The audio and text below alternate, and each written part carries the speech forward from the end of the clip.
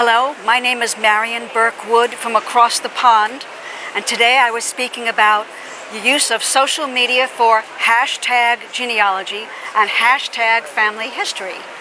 Three social media platforms that are really good for genealogy are Twitter, Facebook, and Pinterest.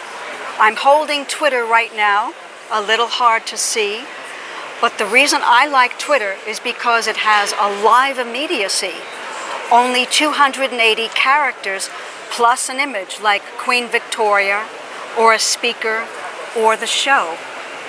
On Twitter you can ask advice, you can ask for ideas on how to do certain types of research. You can lurk and learn, simply watching what other people ask and seeing what the answers are. You can also have conversations on Twitter during genealogy chat periods like hashtag Ancestry Hour. The hashtag indicates a topic on Twitter.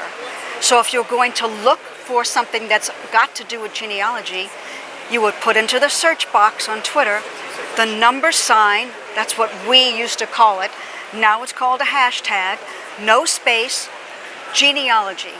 And then you would hit the magnifying glass to do the search.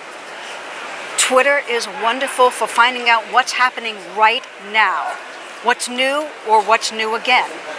So that's Twitter, and I encourage you to try it because it's free and it's fun.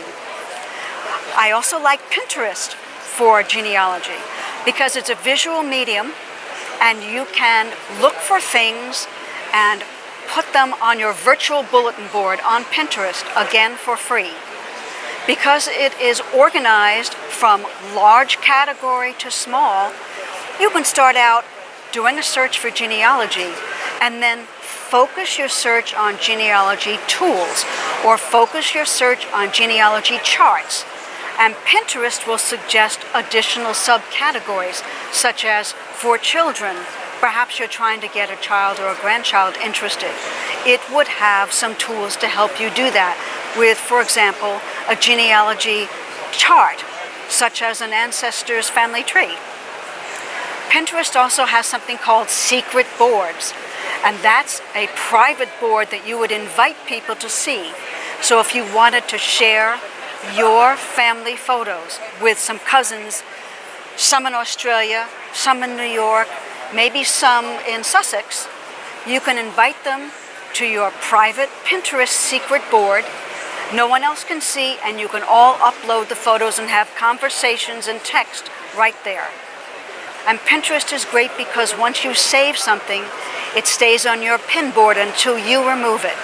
So no more forgetting where you found something or what idea you wanted to look at. That's Pinterest. Again, it's free, and I recommend you try it. The final social media platform I talked about in today's talk is Facebook, which is worldwide, of course, and that's one of its pluses. You may be able to find a long-lost cousin or some other relative using Facebook. I use Facebook for things like requesting translations from very kind volunteers because I don't speak Hungarian or some other languages, and I have postcards sent to or by my ancestors. And there are Facebook groups devoted to genealogy translations. There are Facebook groups devoted to 13,000 different types of genealogy, history, surnames, or ancestral groups. All you have to do is search for them.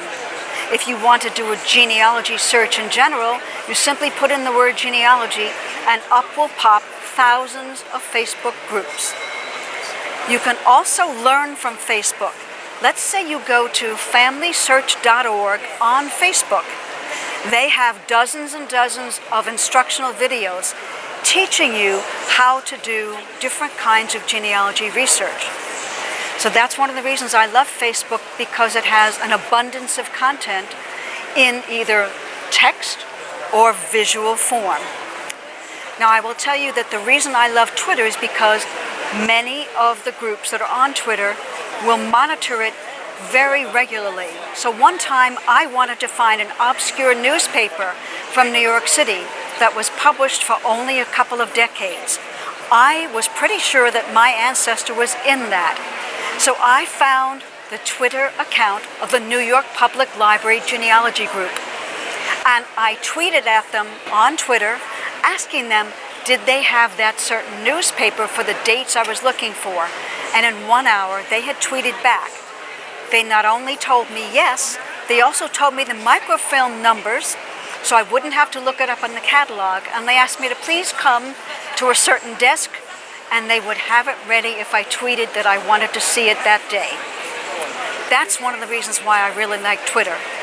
But one last tip I want to offer is, anything you put up on a social media site is going to be public, except on a secret board.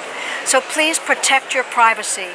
Don't put up the names of people who are living. Don't put up private details that shouldn't be shared with the entire planet. So use social media for genealogy. I think you'll find it very useful, a lot of fun, and it's free. Experiment and enjoy it.